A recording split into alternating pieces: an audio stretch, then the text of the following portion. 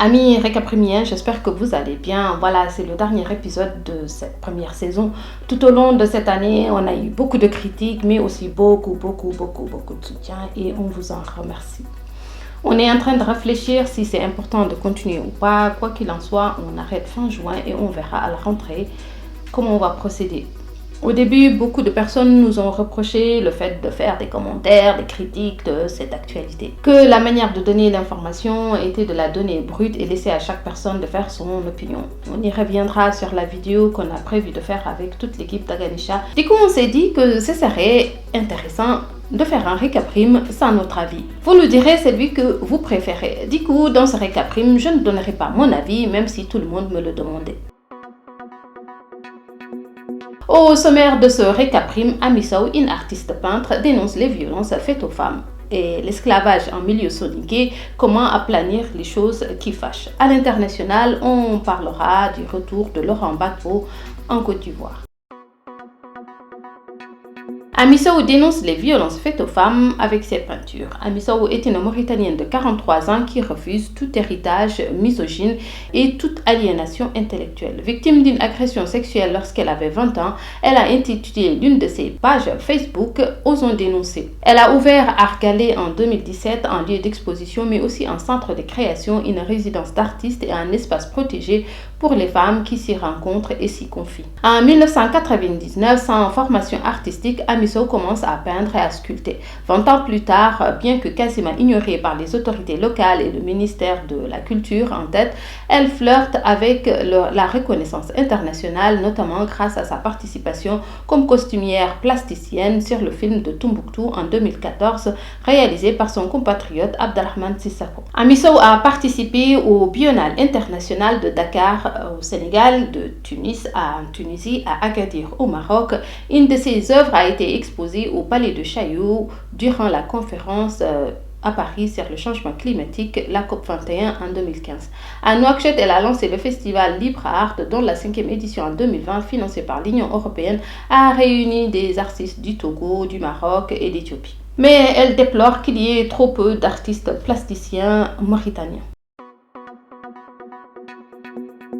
Esclavagisme en milieu soninké, dialogue et apaisement à Hassi Chegar. Le 11 juin s'est tenue chez le chef du village une réunion extraordinaire relative à un dialogue direct et inclusif. Lors de cette assemblée générale, ils ont pu régler l'ensemble des problèmes et malentendus entre les différents antagonistes du village. Il est désormais interdit et punissable de nommer un quartier ou d'appeler avec des connotations esclaves. Un comité de veille de suivi sera désigné prochainement pour veiller et suivre les recommandations de l'Assemblée générale afin d'éradiquer complètement les séquelles de l'esclavage au sein du village. Les partis s'engagent dorénavant à prendre toutes les mesures visant à résoudre tout malentendu à travers la concertation et le dialogue mutuel au sein de leur village.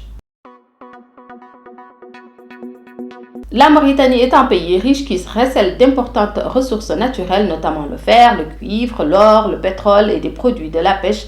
Et en 2023, le gaz, la hausse des exportations du fer, du cuivre, du poisson rapporte cette année des milliards d'ouguiya au trésor public alors que plus de la moitié des Mauritaniens vivent en dessous du seuil de pauvreté. Alors que les exportations du fer, du cuivre, de la pêche ne cessent d'augmenter malgré la crise sanitaire provoquée par la pandémie de la Covid-19, les Mauritaniens ne profitent pas de cette embellie. Le pays affiche un excédent de la balance commerciale de plus de 2 milliards d'ouguiya nouvelles, soit plus de 20 milliards d'anciennes monnaies. Un avantage pour le gouvernement de Ould Bilal de privilégier les exportations pour favoriser une monnaie qui a perdu de sa valeur depuis plus d'une dizaine d'années, mais exposant ainsi le pays au danger de l'inflation. Une gouvernance depuis 2009 comblée par des forces extra-constitutionnelles agissant dans la proximité de la présidence. Ce sont des forces clientélistes qui se sont accaparées tous les leviers économiques. Ce pillage des richesses du pays explique en grande partie la pauvreté de plus de la moitié de la population. La politique agricole du gouvernement relance la polémique sur l'accaparement des terres de la vallée. Le ministre des Affaires économiques, qui s'était confié récemment à l'hebdomadaire Jeune Afrique, avait laissé entendre que le gouvernement est en train de travailler avec le privé pour valoriser les terres agricoles et initier une pédagogie pour convaincre les populations du Sud à accepter la réforme agraire. Cette idée derrière la tête pour réformer est bien comprise par les Mauritaniens de la diaspora en France et en Europe aux États-Unis qui se sont rués sur les réseaux sociaux pour dénoncer l'autre mensonge du régime de Ould Ghazouani. Les historiens Sireba et Boubacar Diagana s'invitent dans le débat et s'interrogent sur les éclairages officiels inquiétants qui tendent à confirmer le projet d'accaparement des terres de la vallée, à savoir la marge de manœuvre des élus locaux et les obstacles érigés par le système d'exclusion et des citoyens négro-mauritaniens de la vallée en situation d'apatridie sur leur propre terre. C'est ce qu'ils appellent l'accaparement des terres par privation de citoyenneté. Les écueils ne manquent pas pour décourager surtout les anciens propriétaires terriens qui ne sont plus en mesure de prouver la légalité de leurs biens. La DIPRI repose sur les pouvoirs exorbitants des préfets, gouverneurs pour la distribution des terres. À l'international, Laurent Gbagbo de retour en Côte d'Ivoire. L'ancien président ivoirien Laurent Gbagbo est rentré le 17 juin à Abidjan, accueilli par une foule immense malgré des tirs de lacrymogènes pour disperser ses militants. Ce retour de Laurent Gbagbo a opposé toute la journée dans les affrontements ses partisans à la police qui avait barré les voies d'accès à l'aéroport, empêchant ainsi de nombreux militants du FPI d'accueillir leur leader dans la joie.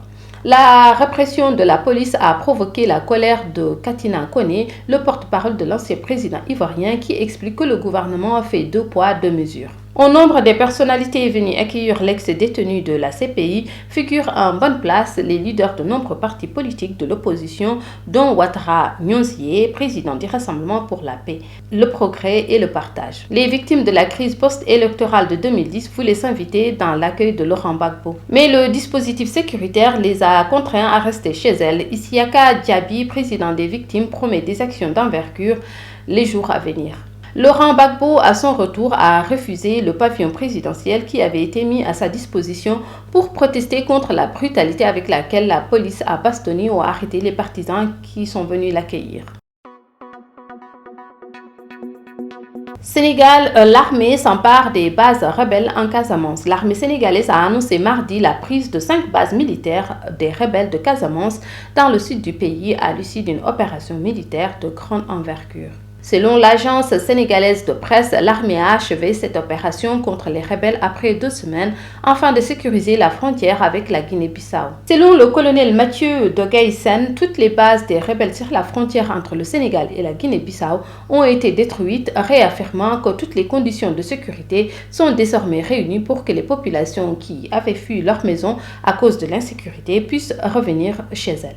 Le colonel Sen a annoncé que l'armée a installé des dispositions très avancées proches de la frontière de la Guinée-Bissau. En février dernier, l'armée sénégalaise avait mené une violente attaque contre les bases des rebelles après de combats à Sekoum, non loin de la Casamance. La rébellion dans la région de la Casamance avait commencé en 1982 quand des rebelles avaient demandé à faire sécession du Sénégal, une volonté qui n'a pas eu de suite ni de soutien auprès de la communauté internationale. Ce conflit, l'un des plus anciens en Afrique, a coûté la vie à plus de 1000 personnes, dont des civils entre 1984 et 2004, en plus de l'exode d'un grand nombre de la population. À son arrivée au pouvoir, le président Macky Sall a ouvert des créneaux pour entamer un dialogue avec les rebelles organisés par la suite à Rome sous les auspices d'une association catholique. La violence est de nouveau revenue en 2018, mais l'armée sénégalaise a infligé de lourdes pertes aux rebelles. Voilà, c'est la fin de cette édition. Merci de l'avoir suivi. On se retrouve peut-être à la rentrée ou pas.